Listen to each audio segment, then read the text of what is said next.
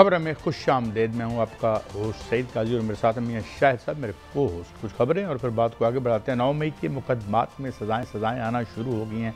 अहम शख्सियत पंजाब असम्बली में अपोजिशन लीडर जो हैं उनको सज़ा सुना दी गई है। और ये भी खबरें आ रही हैं कि बहुत से लोगों के जो सज़ाएँ हैं वो उनका फ़ैसला हो चुका है। तो क्या भी ये भी 20-30 सीटें अब खाली हो जाएंगी और ये भी मुस्लिम लीग नून को मिल जाएंगी, ये इस पर बात करेंगे। दूसरी तरफ एक बहुत बड़ी हड़ताल की और इसमें हड़ताल में कोई आम लोग नहीं थे बल्कि बड़े बड़े कारोबारी हजरात थे। स्वीपिंग पावर्स जो मिली हैं FBR को और वो गिरफ़्तार तक कर सकते हैं। तो इस हवाले से एक हफ्ते के रोज़ बहुत बड़ी एक स्ट्राइक हुई थी। अब इस हवाले से शायद मुलाकात फील्ड मार्शल आसिम मुनीर साहब से बड़े कारोबारी हजरात ने आज की है। इसका क्या नतीजा होगा इस पर बात करेंगे। उधर दूसरी तरफ आलमी दुनिया में जंग के तबल बजाए जा रहे हैं और किया क्या जा रहा है कि जो वेलफेयर स्टेट्स है इसको ख़त्म कर रहा है यूरोप, और वहाँ पे असले के जो ताजर हैं और असले के जो सेठ हैं वो जंग करेंगे या क्या नहीं करेंगे वो देखेंगे, मगर वो डिसमेंटल कर रहे हैं बहुत तेज़ी के साथ वेलफेयर स्टेट को, जिसके बड़े नताइज निकलेंगे। फ्रांस में भी ये हो रहा है, बेल्जियम में ये हो रहा है, बरतानिया भी यही कर रहा है। इस पर बात करेंगे और आखिर में हम एक ख़ास स्पेशल सेगमेंट होगा। मियाँ साहब ने आपको वो तबाही इससे पहले दिखाई थी जो हमारे यहाँ हुई। ज़ाहिर है ये कुदरती आफत होती है, मगर कुदरती आफत को हम मैन मेड डिज़ास्टर बना देते हैं। जिस तरह का थर्ड क्लास इंफ्रास्ट्रक्चर हम डेवलप करते हैं, जिस तरह कब्ज़ा ग्रुपों के हाथ में हमने जो है टाउन प्लानिंग दे रखी होती है, वो आप जानते हैं चाइना कटिंग से लेके जो है कब्ज़ों तक। ये फिर उसके बाद ज़ाहिर है कि जहाँ मैग्नीट्यूड तबाही का इतना बढ़ जाता है कि वो जो आम तौर पर हम दूसरे मुल्कों में देखते हैं इतनी तबाही नहीं होती। मियाँ साहब, ये 9 मई के मुकदमात की सज़ाएँ शुरू हुई हैं। अंदर की खबर क्या है कि जी कोई 30-40% जो हैं लोग उनकी सज़ाएँ कहा जा रहा है या ख़दशा ज़ाहिर किया जा रहा है कि ये होने को हैं, और क्या फिर ये नाअहलियाँ होंगी और फिर ज़ाहिर कोर्टों में सिलसिला चलेगा। तो ये मामलात किस तरफ जाते नज़र आते हैं मियाँ साहब?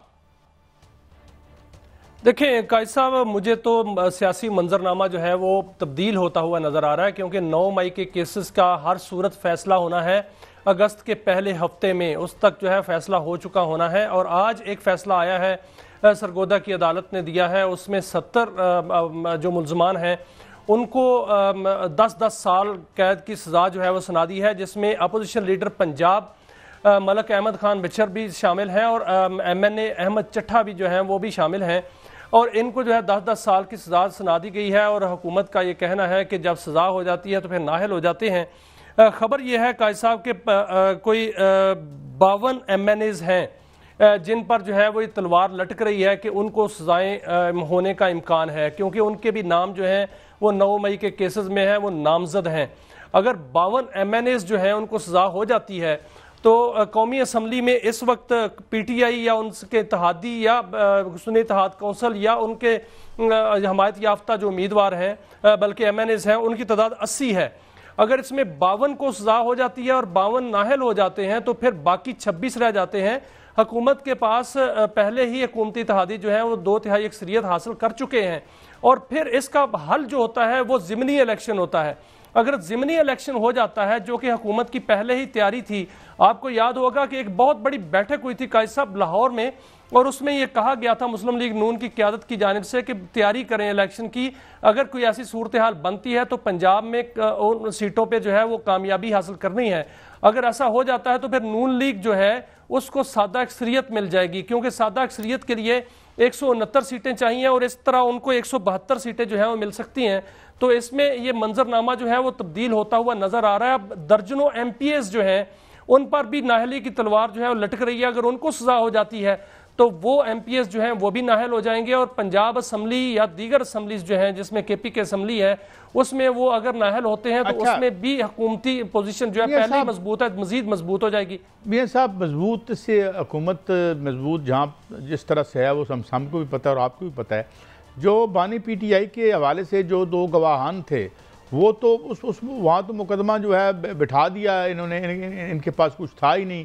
और उन्होंने जो वो रोज़नामचे जो पेश किए उसमें वो मौसूफ जो जिन्होंने इस साजिश को होते हुए सुना था वो उस दिन छुट्टी पे थे। ये जो सुपीरियर कोर्ट में मामला सामने आया। और एक जो है उन्होंने कहा जी वो कहीं हज फरमा रहे थे, अल्लाह ताला हज उनका कबूल फरमाए। उन्होंने भी एक लिहाज से जो है हलफ भी लेने से उन्होंने गुरेज़ां थे। तो ये और फिर ये कि भाई हुकूमत जितनी मजबूत है इसमें सारे इनको भी दे दें, इनकी मजबूती का भी हमें पता है, हमें इनके इख्तियारात का भी पता है, इन्हें खुद पता है कि ये किस बदौलत हैं। तो इससे क्या सिवाय इसके कि पीटीआई की जो एक कोशिश और काविश है सरकार की कि भाई ये बिल्कुल ही ख़त्म हो जाए, तो वो ख़त्म तो तभी होगी। इमरान खान साहब जब तक हैं वो एक पॉलिटिकल फोर्स के तौर पर अवाम में तो मौजूद रहेंगे, ऊपर से पोचा पाची फेरते रहे हम। मियाँ साहब देखें कैसा मामला ये है कि आपने देखा कि जो आज सजाएं हुई हैं इसमें 50 गवाहान जो है वो पेश हुए हैं। अगर एक गवाह मुनहरफ हुआ या उससे गवाही नहीं दी गई तो उससे कोई फर्क नहीं पड़ेगा। जो इसमें जिसमें तलवार लटक रही है वो बड़े बड़े नाम है कायद साहब। इसमें देखें शाह महमूद कुरैशी साहब हैं, यास्मीन राशिद साहबा हैं, एजाज चौधरी साहब हैं। अगर वो नाहल होते हैं तो सेनेटर हैं, फिर सेनेट की एक सीट भी जो है वो उनको मिल जाएगी। इसके अलावा मियाँ महमूद रशीद साहब हैं, जरताज गुल साहबा हैं, आमिर डोगर साहब हैं और जैन कुरैशी साहब हैं, अली अफजल शाही साहब हैं, उमर अयूब साहब हैं और शिबली फराज, और इसके अलावा बहुत से MNAs जो हैं वो मौजूद हैं। मामला ये है कि कायद साहब कि अगर ये नाहल हो जाते हैं तो फिर एक तरफ आज मेरे एक अहम सियासी रहनुमा से गुफ्तगू हो रही थी जो PTI के थे, उनका भी ये मानना था कि जो PTI के अंदर इख्तलाफात हैं उससे PTI को नुकसान पहुंच रहा है। उनका ये मानना था कि बहुत से ऐसे जो हमारे लीडरान हैं वो पैराग्लाइडिंग करते हुए नजर तो आते हैं लेकिन तहरीक में नहीं आते, और तहरीक जो है वो नजर नहीं आ रही। वो एफर्ट्स जो करनी थी, इमरान खान ने जो कहा था कि बाहर तहरीक चलाएं, वो तहरीक नजर नहीं आ रही। 5 तारीख नजदीक आती जा रही है, क्या 5 तारीख को पीक होगी तहरीक की? उस वक्त तो जलसा अनाउंस कर दिया गया है, तहरीक कहां होगी? तो इस हवाले से बहुत सी कंफ्यूजन आपस में पाई जाती है PTI के अंदर। यही चीज जो है वो हुकूमत को मजबूत करती है। जहां तक अदालती मामलात का ताल्लुक है तो अदालत में जितने भी गवाहान पेश हो रहे हैं उन पर जिरा भी हो रही है, तो अदालत जो है वो देखेगी कि गवाहान जो है वो क्या गवाही देते हैं। 50 गवाह पेश हो गए, अगर 2 मुनहरफ हो गए तो ज्यादा गवाही जो जिसकी होगी और शक का फायदा भी मिल सकता है मुल्जमान को और वो इसमें बरी भी हो सकते हैं। लेकिन एक तलवार तो कायद साहब लटक रही है और मुझे लग रहा है कि जो आपने बात की वो बिल्कुल ठीक है कि सादा अक्सरियत भी मिल जाए, 2/3 अक्सरियत भी मिल जाए। जो 27वीं आईनी तरमीम है वो तो होनी है और वो बुनियादी जो उसके निकात हैं वो बड़े गैर मामूली हैं। अगर वो हो जाती है मेरे साहब, मैं देखे ना जी देखे ना जी हुकूमत की जो ताकत है या नताकती है और हुकूमत जहाँ से अपनी ताकत जो है वो सीख कर रही है, ड्रॉ कर रही है, उसका हमें अंदाज़ा है।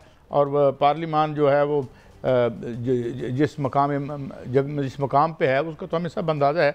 मगर सवाल ये है कि ये गवर्नमेंट जितना वेहमेंटली इसको परस्यू कर रही है, अब कोई क्या इससे क्या निकलना है या क्या नहीं निकलना। लेकिन अब आगे बढ़ते हैं कि ये एक बहुत बड़ी बेचैनी अवाम में तो यकीनन है। अवाम में एक तरफ हम देखते हैं कि यूटिलिटी जो स्टोर्स की मुलाजमीन है वो सड़कों पर कभी हमें नज़र आते हैं, कभी क्लर्क्स सड़कों पर नज़र आते हैं, डॉक्टर सड़कों पर नज़र आते हैं, टीचर सड़कों पर नज़र आते हैं। और तो दूसरी तरफ जो है अब यहाँ के चेंबर ऑफ कॉमर्स के लोग जो हैं वो भी जो है सड़कों पर आ गए हैं। तो ये क्या इसकी तफसील है, क्या तय हुआ है? और वो जो 3-4 शिकें हैं कि जिसके तहत इंतहाई स्वीपिंग पावर्स दे दी गई हैं, इस हवाले से मुख्तलिफ लोगों ने और डॉक्टर कलाम उल हक जो हैं वो कह रहे हैं कि इस तरह की जो कोई प्रेसिडेंट दुनिया में नहीं है। तो ये सियासी जबर तो है, ये माशी जबर का भी कोई उन्हें मिलेगा रिलीफ? जो आज मीटिंग हुई है इसकी कोई तफसील क्या है? कायद साहब मीटिंग हुई है और मीटिंग होगी भी। 2 नशिस्तें जो हैं वो होनी है, एक नशिस्त हो चुकी है, एक नशिस्त होनी है। इस मीटिंग के 2-3 मकासद थे। एक तो मकसद ये था कि जो एप्टमा ने अपने तहफ़्फ़ुज़ात थे वो उनको तहफ़्फ़ुज़ात थे, ताजरों को ये FBR से तहफ़्फ़ुज़ात थे। और इसके अलावा जो ज़रई इस्लाहात हैं उसमें ताजरों ने अपनी और बिजनेस कम्युनिटी ने अपनी जो है वो प्रपोजल्स दी हैं और ये प्रपोजल जो हैं वो फील्ड मार्शल के सामने रखी गई हैं, तहफ़्फ़ुज़ात भी रखे गए हैं। फील्ड मार्शल ने ताजरों की हौसला अफजाई की है उन्होंने कहा है फील्ड मार्शल सैयद आसिम मुनीर ने कि हुकूमत जो है वो या रियासत ताजरों को पहली तरजीह जो है वो समझती है और तजारत जो है वो उसको अव्वलीन तरजीह समझते हुए तमाम मसाइल भी हल किए जाएंगे और इस हवाले से तमाम मामलात भी तय किए जाएंगे। आज दोबारा मीटिंग होगी जिसमें दोबारा जो है वो जो रिकमेंडेशंस हैं, सजेशंस हैं रखी जाएंगी और कल जो मसाइल रखे गए थे उस पर पेशरफ जो है वो आज उनको आगाह भी किया जाएगा। लेकिन जो कल मीटिंग हुई है बड़ी हौसला अफजा मीटिंग हुई है और उसमें जो ताजर हजरात हैं उन्होंने और ताजर बरादरी ने बड़े शिकायत के अंबार लगाए। उसमें जो FBR है ख़ास तौर पर उस बारे में जो है वो उन्होंने तहफ़्ज़ात का इजहार किया कि जो फाइनेंस बिल है उसमें जो FBR को नए जो इख्तियारात दिए गए हैं वो काबिल कबूल नहीं है। उससे तहफ़्ज़ात का इजहार किया गया जिस पर जो है बाकायदा तौर पर उनको यकीन दिलाया गया ताजर हजरात को कि उनके तहफ़्ज़ात को दूर किया जाएगा। एप्टमा के जो वहाँ पर नुमाइंदगान थे उन्होंने भी अपने तहफ़्ज़ात पेश किए, उनको भी हल करने की यकीनदानी कराई गई। जो ज़राई इस्लाहात हैं और ज़राअत से मुतल्लिक़ जो प्रपोजल्स थी वो भी दी गई और उनको बड़ा सराहा गया और इस हवाले से कल की जो मीटिंग है वो बड़ी कामयाब मीटिंग थी और आज जो मीटिंग होगी वो भी बड़ी कामयाब होगी। और जो ताजर हजरात हैं वो होपफुल हैं और बड़े उनको यकीन है कि उनके जो मुतालबात और उनके जो तहफ़्ज़ात हैं ना सिर्फ दूर किए जाएंगे। देखें ये आर्मी चीफ पहले भी इनसे जाके मिले थे और दूसरे आर्मी चीफ बाजवा साहब भी इनसे मुलाकात करते। सवाल ये है कि सबसे जो ज़्यादा टैक्स का हिस्सा है एक तो आप आम आदमी से लेते हैं, इनडायरेक्ट टैक्सेशन के ज़रिए पाकिस्तान के आम आदमी 18% आपने उन पर वो लगा रखा है और उनका जो भुरकस निकला हुआ है वो आपके सामने है। 11 से 12 करोड़ लोग जो हैं पावर्टी लाइन के नीचे चले गए हैं। आलमी इदारों के मुताबिक 2-3 करोड़ यूथ जो है वो धक्के खा रही है और उनको हम टैक्स किए चले जा रहे हैं। अब ये और फिर 18 से 23 बिलियन डॉलर जो है वो आप सब्सिडी ऊपर दे रहे हैं इनको। इनकी गाड़ियां देखें, इनकी कारें देखें। अगले दिन मैं अपने सेनेट के प्यारे चेयरमैन, क्या नाम है, मखदूम साहब, उनकी मैं गाड़ी देख रहा था, अल्लाह ना भुलाए, मेरा ख्याल है वो क्या थी, BMW थी, वो भी कोई आखिरी।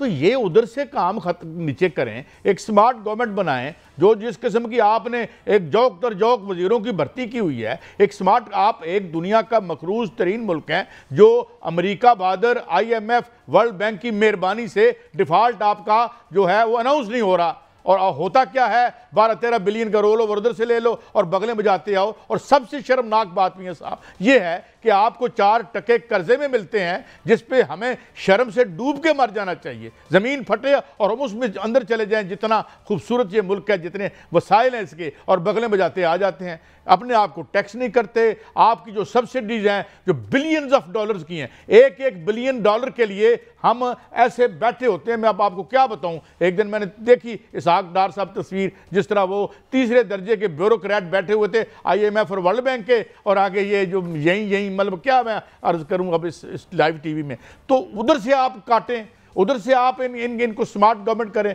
वो 15-20 बिलियन डॉलर में से अब आप इनको टैक्स लगाएं, इनकी तनख्वाहों पे टैक्स नहीं है, करोड़ों के ये प्लाट ले जाते हैं आपके ये जो बड़े बड़े, मैं नाम नहीं लेता, 22 ग्रेड और ये, तो वहाँ पे जाके काम करने की, इनको टैक्स करने की ज़रूरत है। इनडायरेक्ट टैक्सेशन पे हमारा बुरकस निकाल देते हैं, रोज़ बिजली महंगी, रोज़ पेट्रोल महंगा। तो बात ये क्राइसिस तो रूलिंग क्लास का अपना है। आप चले गए वो आर्मी चीफ साहब के पास, जी हमें जान छड़ो, ओ भाई वाई डोंट यू पे योर टैक्सेस, और why can't FBR collect Fairlie, tax क्यों नहीं ले सकता, और वो जो पहले टैक्स दे रहे हैं उनको रगड़े जाओ। मियां साहब देखिए कायद साहब, जो टैक्स की बात हो रही है यहाँ पर जो है वो अवाम का ही बुरकस निकलता है। अभी जो सर्कुलर डेट की बात है उस पर अगर बात की जाए कायद साहब, तो 5100 अरब रुपया का सर्कुलर डेट हो चुका है। हमारा जो बजट है वो कितना है, हमारे बजट का दूसरा हिस्सा जो है वो सर्कुलर डेट में जो है वो गुजर जाता है। अब सर्कुलर डेट ना मेरा बनाया हुआ है ना आपका बनाया हुआ है, सर्कुलर डेट जो है अवाम का बनाया हुआ नहीं है, सर्कुलर डेट इन्हीं अदारों का बनाया हुआ है जो पेट्रोल के तेल के पैसे नहीं देते, जो बिजली के पैसे नहीं देते, अवाम से पैसे लिए जाते हैं। अब 5100 अरब रुपए का सर्कुलर डेट को खत्म करने के लिए कर्जा लिया जाएगा। एक जानिब जो है वो 1275 अरब रुपए का कर्जा लिया जाएगा बिजली पे, और उससे ₹2.23 सिर्फ आधा मिनट, ₹2.23 चार्जेस जो है वो अवाम पर लगाए जाएंगे। दूसरी जानब जो है 1200 अरब रुपए का गैस पर जो है 2000 अरब रुपए का कर्जा लिया जाएगा, उस पर जो है गैस सरचार्ज जो है वो लगाया जाएगा। आपकी बिजली भी महंगी होने वाली है, आपकी गैस भी महंगी होने वाली है, और इसके अलावा चीनी की कीमतें तो महंगी हो ही रही हैं। ये सारे का सारा 6 साल अवाम को देना पड़ेगा। हमें ये बताएं, वो एक सेस वो भी था ना जो लगा था आपकी ये खाद वाला किसानों से लिया था, जो खा पी के हजम हो गया, पूछे नहीं किसी ने, यानी जो गैस सरचार्ज था डेवलपमेंट का। अच्छा, हम फुटबॉल बने हैं, वो पीछे जनाब वो आए थे, क्या नाम है माशाल्लाह हमारे निगरान वजीर आजम, उन्होंने जो वो किसानों के साथ किया, हम फुटबॉल बने। अभी $90 बिलियन रुपए ये चीनी के खा गए और आपस में सब, तो हम इनके दरमियान फुटबॉल बने हुए हैं, और अवाम जो हैं हम तो किसी से नहीं मुलाकात कर सकते भाई, से मिलें ना, लीडरशिप है ना आपकी अपोजिशन जो है वो इन तमाम इश्यूज़ को आगे लेके आती है, और इसलिए इस पसपाई पे भी है। एक ब्रेक है, ब्रेक से वापस आके तो हम बात करेंगे, ये एक तो बात हम करेंगे कि ये सैलाब के साथ क्या हुआ, बेआसरा लोग कहाँ खड़े हैं, अब अपनी मदद आपके तहत ही वो करेंगे। हमारे साथ रहिए, कुछ और ख़बरें भी हैं।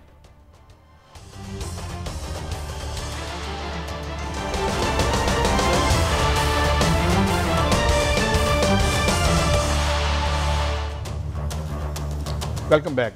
नाज़रीन, एक तरफ तो हम देखते हैं 2-3 बातें हम करेंगे।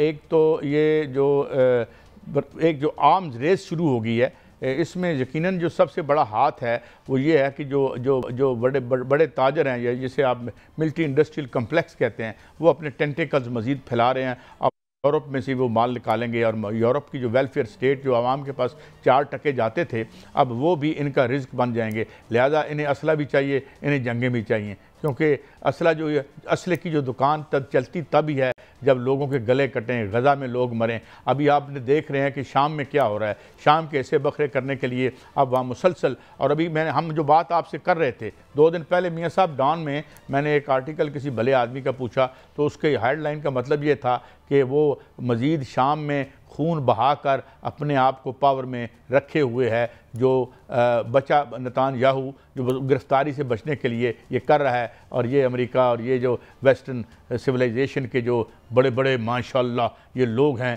जो तहजीब और क्या कहते हैं ह्यूमन राइट्स के, they are all allowing that criminal कि तुम जाओ ताकि तुम पावर में रह सको और गले कटवाओ, इधर से जो बाम हम इधर से जाएं, अपनी आवाम को भी मरवाओ और दूसरे लोगों को भी मरवाओ। मियाँ साहब, बहरहाल एटमी जंग तो शायद ये नहीं करेंगे, मज़ा ले रहे हैं दुनिया में, अपोजिशन कोई है नहीं, अवाम लेटी हुई है, तमाम पॉलिटिकल पार्टियां हाथ बन के अशराफिया के सामने खड़ी हैं। दुनिया के जिस मुल्क में भी हम चले जाएं मुलाजमत कर रहे हैं आजकल अशराफिया की।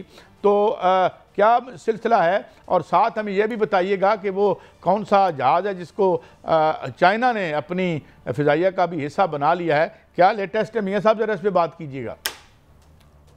देखिए कायद साहब, मुझे तो साफराई होती हुई नज़र आ रही है, जिसमें रूस है, यूरोप है, यूक्रेन है, शुमाली कोरिया है, अमेरिका है, ये आपस में जो है वो एक साफराई जो है वो करते हुए नज़र आ रहे हैं, क्योंकि रूस ने जो एटमी तनसीबात जो है वो उसमें इंस्टॉलेशन शुरू कर दी है और उसको दोबारा फाल करना शुरू कर दिया है। दूसरी जानब यूरोप जो है वो अपने बिल्कुल साफरा हो रहा है और एक दूसरे को हथियार पहुँचाए भी जा रहे हैं। अमेरिका जो है वो यूक्रेन को हथियार देने जा रहा है। तो ये एटमी, बिल्कुल इसमें कोई शक नहीं कि एटमी जंग जो है वो उसको नहीं कहा जा सकता कि हो सकती है, लेकिन आजकल काजी साहब जो जदीद दुनिया है उसमें एक महदूद पैमाने पर ज़रूर कोई एटमी हथियार जो है वो इस्तेमाल किए जा सकते हैं, क्योंकि अगर पैट्रियाट जो है वो मिसाइल उनको दिए गए और रूस पर इस्तेमाल किए गए तो फिर रशिया जो है वो अपनी सलामती के लिए कुछ तो करेगा, और रशिया जो है वो शक करता है, और बल्कि उनको शक नहीं है, यकीन है कि ये अमेरिका करता है या यूरोप की जानिब से है, तो वो हमला ज़रूर करेगा। दूसरी जानिब आप देखें कि शुमाली कोरिया जो है वो भी तैयार है। शुमाली कोरिया ने बाकायदा अपने फौजी भेजे रूस की मदद के लिए, और वहाँ से वो तैयार है, वो कहता है कि मैं अमेरिका से भी जंग कर सकता हूँ और रूस के कहने पर किसी से भी लड़ सकता हूँ। आप दूसरी जानिब देख लें कि वहाँ पर इजराइल जो है वो शाम पर हमला किए हुए है, और इजराइल दोबारा ईरान, ये जो खबर आप देख रहे हैं, ये स्क्रीन पे आप खबर जो देख रहे हैं, ये अमेरिकन ऑफिशियल की है। इंडिया बेचारे के साथ आजकल बड़ा हाथ हो रहा है। Will crush your economy if US Senator Lindsey Graham warns India, China and Russian oil। ये तो मुझे बड़ी एम्प्टी बातें लग रही हैं। बहरहाल उन्होंने इतना इंतज़ाम कर रखा था कि उन्होंने एक दफ़ा गज़ा का मंजर हम वहाँ भी एक दिखा दिया, which is very unfortunate. We do not take pride and we do not get happiness in people's misery, क्योंकि नेतान्याहू को लग जाता तो ज़्यादा बेहतर था, जान छूट जाती इजराइल के अवाम की भी और दुनिया के अवाम की भी। बहरहाल तो ये मियाँ साहब ये एम्प्टी आपको लगती है जो बात है न्यूक्लियर वार का क्या मतलब है? ये सियारे के 5 टुकड़े हो जाएंगे अगर न्यूक्लियर वार, और सबसे ज़्यादा जो न्यूक्लियर आर्सेनल हैं वो तो रशिया के पास है, चाइना से भी ज़्यादा और अमेरिका से भी ज़्यादा। तो what are they up to? You know, it seems this is a mental asylum taken over by inmates. मियां साहब देखें कायद साहब, जहां तक बात है, आपने बात की हिंदुस्तान की, तो जो इंडिया है उसमें बड़ी दिलचस्प खबर है। जो मोदी साहब हैं, मोदी साहब ने जब दौरा अमेरिका किया था तो उस पर जाके उन्होंने बड़े बड़े वादे किए थे, बड़े बड़े दावे किए थे ट्रंप को अपना राम करने के लिए। अब ट्रंप जो है वो खुफिया डील का उसको कह रहा है कि जो उसने ट्रंप के साथ की थी मोदी जी ने इंडिया बेचने की या इंडिया में तिजारत करने की, असला लेने की, वो पूरी करे। वो पूरी नहीं कर पा रहा क्योंकि यहाँ पर उसको घेर लिया गया है इंडिया के अंदर।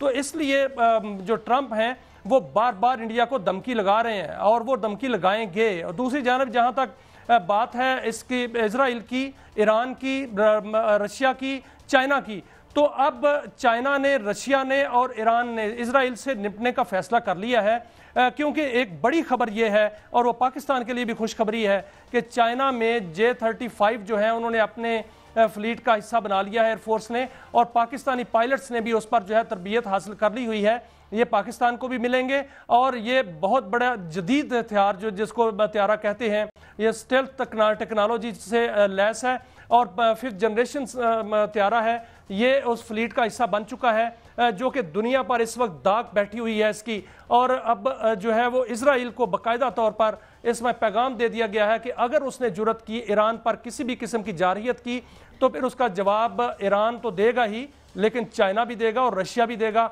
और इस हवाले से मैं जो बात सफराई की करता हूं वो इसलिए करता हूं कि पूरी दुनिया में एक तरफ जो है वो इजराइल और उसके हवारी, वो आपको पता है कायद साहब कि अमेरिका है, वो यूरोप भी उसका हवारी ही है तकरीबन। दूसरी जानब चाइना, रशिया, इसमें कोई शक नहीं कि पाकिस्तान जो है वो इसमें पेश होगा।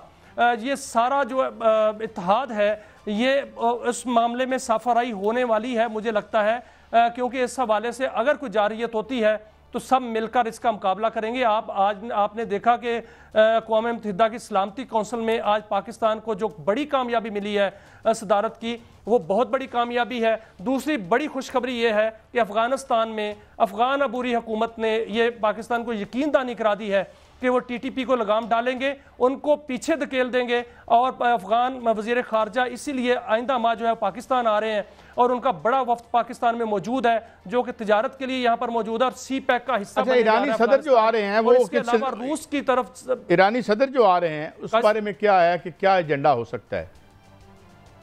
कायद साहब, ईरानी सदर भी आ रहे हैं और वज़ीर आज़म शहबाज शरीफ चीन भी जा रहे हैं। ये बहुत बड़ी डेवलपमेंट्स हैं दोनों।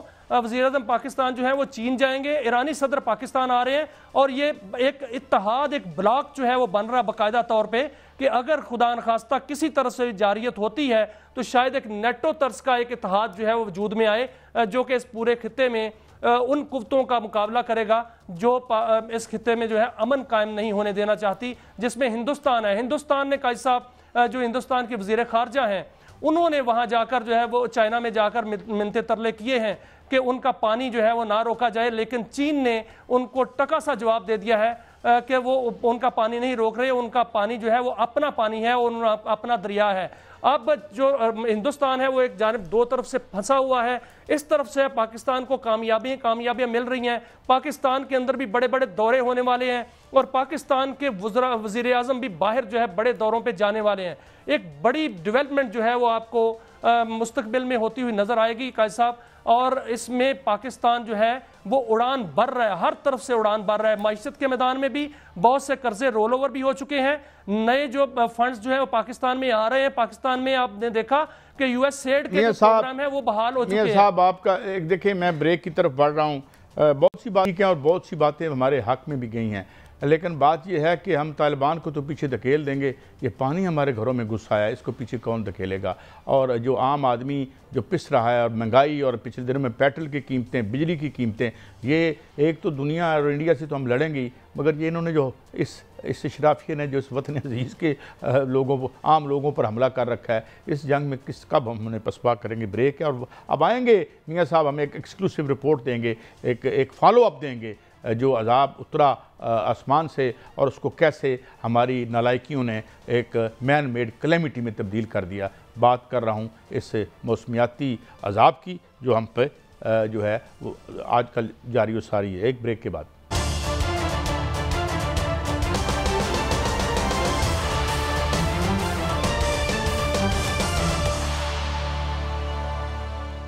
नाज़रीन, बरसात का मौसम है और तूफानी बारिशों का सिलसिला जारी है। जब से जुलाई शुरू हुआ है, इस महीने में कई स्पेल जो हैं वो बारिशों के आ चुके हैं, और वो स्पेल्स जो हैं वो 24-24 घंटे भी जो बारिश जारी रही।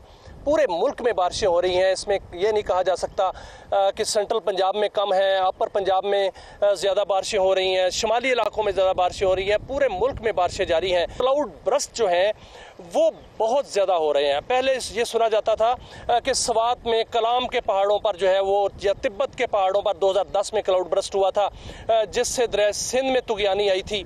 और आपने देखा कि 2010 में बहुत बड़ा सैलाब आया, और उस वक्त दरिया सिंध में 4 से 5-6 लाख का रेला जो है वो आया था, और वो ऐसे ही था जैसे पानी की दीवार जो है वो चल रही है, और उससे बहुत बड़ी तबाही आई थी और दरिया सिंध में आई थी। लेकिन इस वक्त, इस साल इसमें तब्दीली आई है। इस साल देखने में ये आया है कि बाबूसर टॉप में जो है क्लाउड बर्स्ट हुआ है, देवसाई में क्लाउड बर्स्ट हुआ है, स्वात में क्लाउड बर्स्ट हुआ है, चकवाल में भी क्लाउड बर्स्ट हुआ, कहूटा में क्लाउड बर्स्ट हुआ, और कल रात सैदपुर विलेज जो कि इस्लामाबाद में है, मारला हिल्स के दामन में वाक़ है, वहाँ भी क्लाउड बर्स्ट हुआ। और वहाँ पर आपने देखा कि अचानक पहाड़ों से पानी जो है वो आया, और आधे घंटे में 130 मिलीमीटर बारिश हुई, जो कि 130 मिलीमीटर बारिश जो है अगर मुसलसल मूसलाधार बारिश जारी रहे तो 24 घंटे में होती है। तो आधे घंटे में जो है 24 घंटों की बारिश हो गई, और वो भी अगर मूसलाधार हो तो फिर, और वो आधे घंटे की जो बारिश थी जिसमें क्लाउड बर्स्ट हुआ,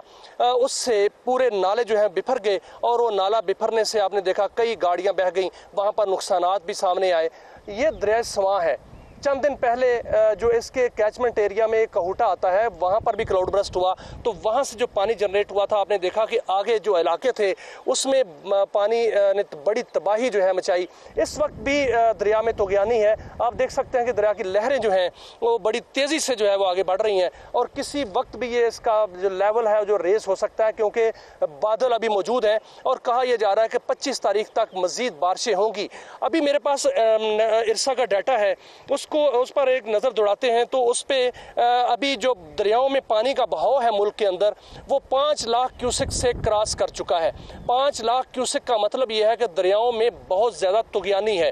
पाकिस्तान में सबसे बड़े दरिया जो है दरिया सिंध है, दरिया जेहलम है, और दरिया चनाब है। दरिया रावी और दरिया सतलुज जो है वो चूँकि इंडिया के कब्जे में है उनका पानी, इसलिए इंडिया जब वो छोड़ेगा तो बगैर बताए छोड़ेगा, उस वक्त उनमें तुगयानी आती है। लेकिन इस वक्त इन तीनों दरियाओं में जो है वो पानी का लेवल जो है वो बहुत ज़्यादा है। दरिया सिंध की अगर मैं बात करूं तो दरिया सिंध में पानी का इस वक्त बहाव जो है वो 3,33,000 क्यूसेक है। चूंकि तरबेला डैम में पानी की गुंजाइश कम रह गई है ज़ख़ीरा करने की, इसलिए स्पेलवेज खोल दिए गए हैं, और तरबेला डैम से 3,32,000 क्यूसेक पानी आगे खारिज हो रहा है। उसके बाद आता है चश्मा बिराज। चश्मा बिराज में पानी जो है वो इस वक्त 3,11,000 क्यूसेक चश्मा बिराज में है, और जो काला बाग है उसके मुकाम पर 3,33,000 क्यूसेक जो है वो पानी वहाँ पे है। और अगर आप आगे उससे निकलें तो तौसा बिराज आता है। तौसा बिराज में पानी का लेवल जो है 3,63,000 क्यूसेक है, जो कि बहुत ज़्यादा है पानी का बहाव। और गुद्दू बिराज में 3 लाख क्यूसेक है। सखर बिराज में 188 यानी कि 1,88,000 क्यूसेक है। और कोटरी बिराज जो कि समंदर से पहले है सिंध के मुकाम पर, तो उसमें 1,83,000 क्यूसेक है और समंदर के अंदर पानी जो है वो 1,44,000 क्यूसेक पानी समंदर बुर्द हो रहा है। ये जो बात है नाज़रीन कि समंदर में पानी जाना, समंदर में इतने मिकदार में पानी जाता है कि वहाँ पर जो मैं इसके फिगर बयान करूँ तो होशरुबा हैं। अप्रैल से लेकर 1 अप्रैल से लेकर अब तक 26 लाख एकड़ फीट पानी समंदर बुर्द हो चुका है।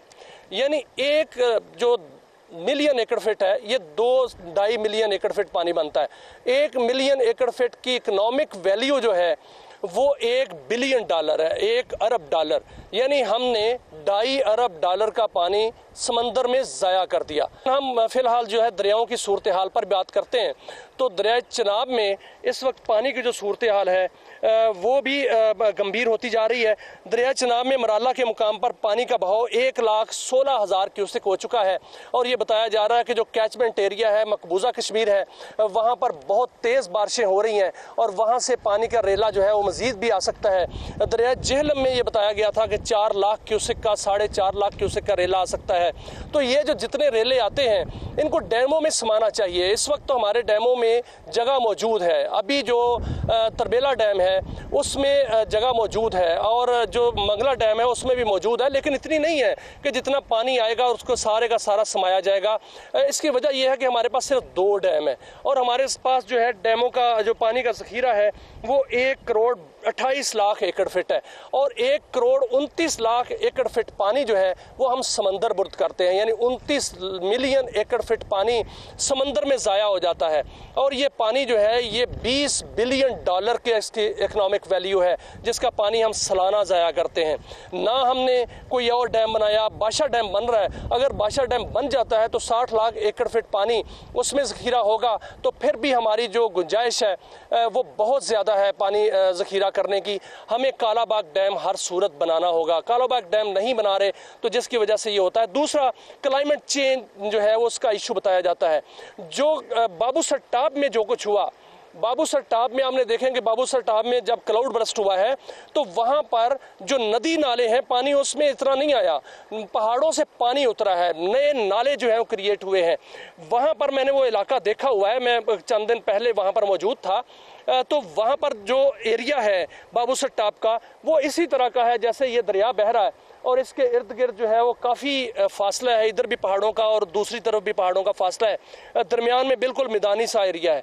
जो सियाह थे वो मैदानी एरिया में ही थे और वो सियाह जो थे वो बिल्कुल वाटरवेज से दूर थे, लेकिन क्योंकि पहले भी उन वाटरवेज में पानी जो है वो बह रहा था इसलिए वो उनके किनारों पर या ऊंची जगह पे थे। जो पानी आया वहाँ से वो पहाड़ों से उतरा है, सीधा पहाड़ों से उतरा है, मलबा उनके साथ उतरा है और वो पूरा इलाका जो है पानी पानी था और पूरा इलाका एक आप कह सकते हैं कि 14 से 15 किलोमीटर की पूरी सड़क जो बाबूसर टाप से उतरती है और नारायण कागान को जाती है और आगे तक थक नाला जो है नीचे थक वैली तक जो है वो जाती है, वो सारे का सारा हर तरफ से चारों तरफ से पानी आ रहा था, इसलिए वो लोग जो है उनका नुकसान हुआ है, वहाँ गाड़ियों को नुकसान हुआ है। और क्लाउड बर्स्ट की जो सूरत हाल हो रही है वो इसी तरह हो रही है। ये जो दरिया सवां है जहाँ यहाँ भी जब क्लाउड बर्स्ट हुआ चंद दिन पहले तो इस जहाँ मैं खड़ा हूँ यहाँ भी पानी था और ये पानी का लेवल जो है वो यहाँ तक था।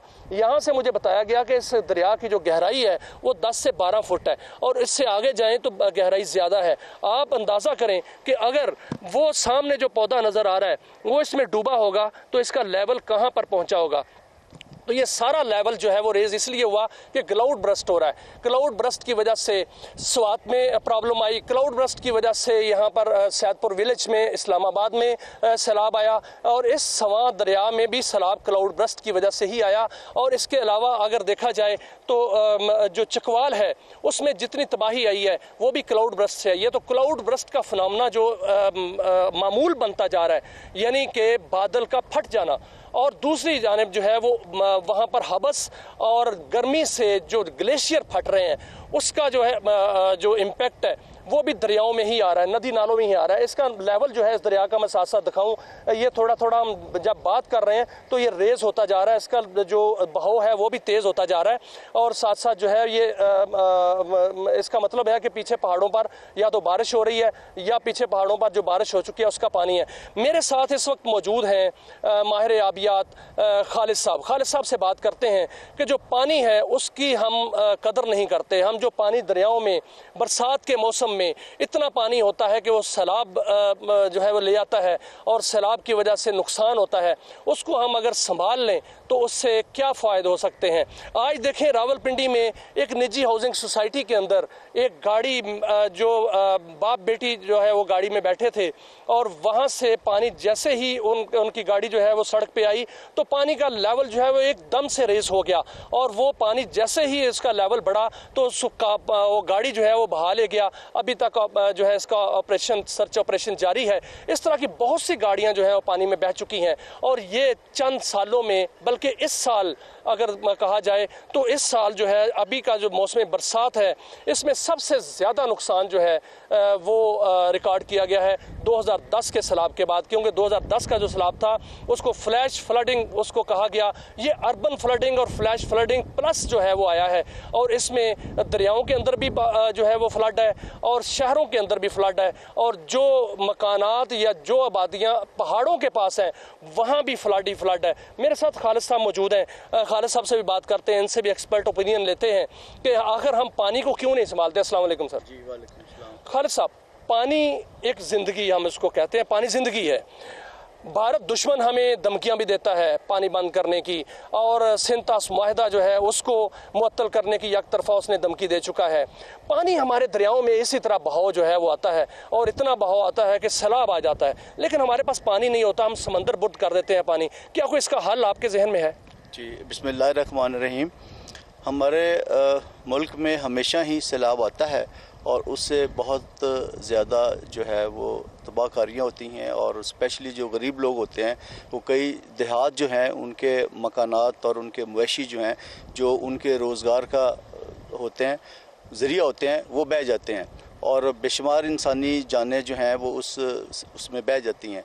तो मैं ये समझता हूँ कि पानी की कमी नहीं है, ये जो भी क्लाउड बर्स्ट हुए इसका दिली तौर पे अफसोस है और सबसे ज़्यादा अफसोस है कि ये जो पहाड़ी मकामात पे हुए वहाँ पे जब हुआ तो लोगों को फौरी तौर पे रेस्क्यू गवर्नमेंट की तरफ से इमदाद नहीं मिल सकी और जो वहाँ के लोकल लोग थे उन्होंने रेस्क्यू किया लोगों को।